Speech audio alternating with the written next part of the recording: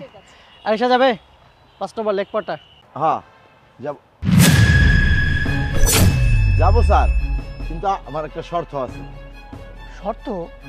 Lake পার যাবো আবার এখানে শর্ত কিসের? শর্তটা হলো আপনাদের বিয়ের কাবিননামাটা একটু দেখাইতে হবে।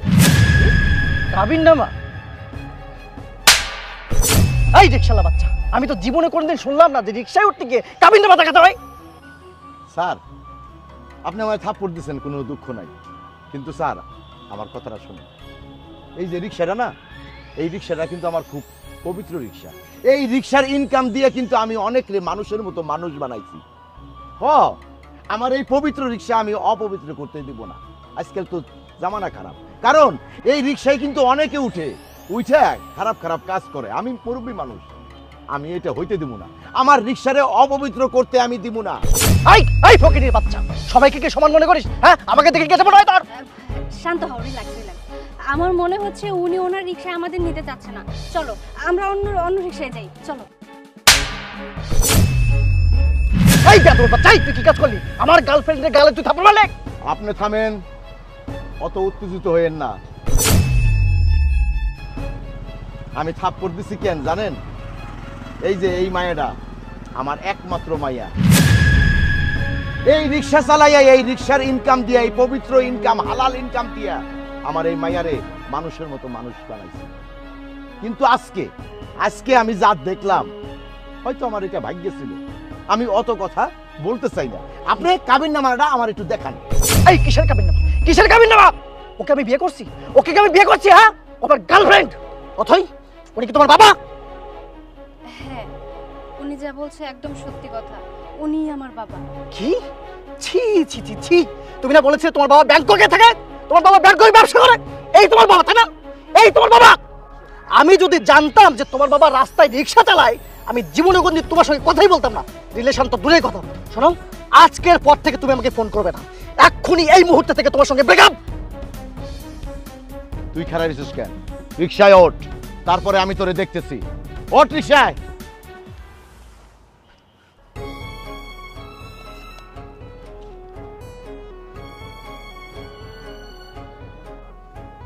অথরিমা, অথরিমা, অথরিমা, নাম। আরে কি হইলো? মাইয়াটার এইভাবে ধাক্কা দিলা কেন? কি রে, তুই না কিছুক্ষণ আগে বাসা থেকে রেডি হয়ে কলেজের উদ্দেশ্যে গেলি, এখন আবার এরই মধ্যে কি হয়ে গেছে? এই জন্যই কয় মানুষের বয়স হয়ে গেলে বুদ্ধি হাঁটুতে নামে। এই বোকা, আজকে কিসের কলেজ? কিসের কলেজ? আজকে শুক্রবার না? তোমার মাইয়া প্রেমিক নিয়ে রাস্তা দিয়ে ঘুরতেছিল, আমার রিকশায় আইসে যাওয়ার জন্য। ওর প্রেমিক আমারে কইতেছে চাচা চলেন। আমি কইছি যে কাবিননামা দাও। আরে এই কথা বলার পরে তার প্রেমিক আমার গায়ে হাত দিল। আর তোমার মাইয়া এইটা দেখে প্রতিবাদ করা তো দূরের কথা, তোমার মাইয়া কইতেছে অন্য রিকশায় যাই। কি রে অথই, আব্বা এসব কি কথা কইতাছে? সব কি সত্যি? চুপ করে আসোস কেন? কথার উত্তর দে। ও, তুই চুপ করে আসোস, তার মানে সব সত্যি কথা? সি সি সি, তোরে আমার বোন ভাবতে লজ্জা লাগতেছে। হ্যাঁ, তুই এই কাজটা কিভাবে করতে পারলি কত আমারে? আমরা দিন রাত পরিশ্রম করে মরে যেতেছি তোর স্বপ্ন পূরণ করার জন্য, আর তুই কি না? শোন, তুই কি ভুলে গেছোস তোর বাপ একজন রিক্সা চালক, তোর ভাই একজন দিনমজুর, সবসময় বড় লোকের মাইয়া গম চলাফেরা করার চিন্তা ভাবনা করস।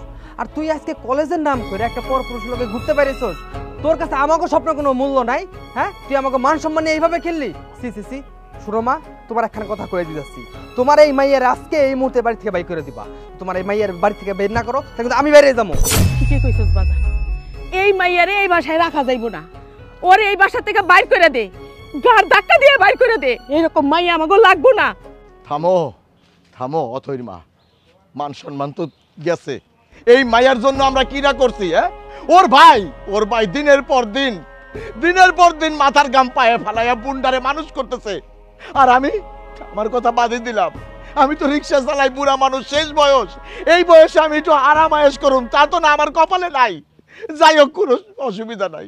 বুড়া বুড়ি কষ্ট করতেছিস, আমার পোলাটা কষ্ট করতেছে। তোমার মাইয়া যদি এই বুঝটা না বুঝে, এত কষ্ট করে আমার পোলা আমি ওরে মানুষ করি, আর তোমার মাইয়া কি করে? তোমার মাইয়া নিয়ে কত স্বপ্ন ছিল, ও ডাক্তার হইব। শোনো, মান সম্মান তো গেছে, বাকি মান সম্মানটার জন্য আর না যায় সেই ব্যবস্থা করো।